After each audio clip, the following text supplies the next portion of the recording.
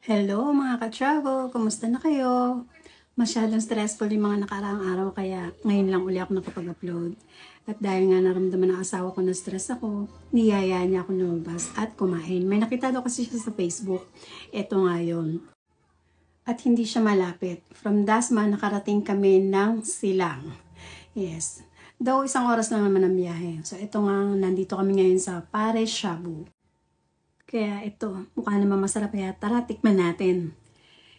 And checking naman sa menu, mura lang naman ang mga paninda nila. So yung overload is 130 pesos lang. Kaya yun na rin yung tinry namin. So order kami ng dalawang overload. So ito na nga siya. Ayan, nagpa-extra rice pa nga yung asawa ko. Ito yung order ko. So marami naman siya na actually naman. And pag tinikman mo, masarap siya, malasa yung sabaw. Beef talaga. Feeling sulit naman talaga. Worth it yung 130 pesos. So, ayun na nga, nagustuhan namin and nabusog naman kami na satisfy. So, after kumain, umuwi na rin naman kami kagad. So, ganun lang, nagtanggal lang kami talaga ng stress. Yun lang muna. Please follow for more. Thank you.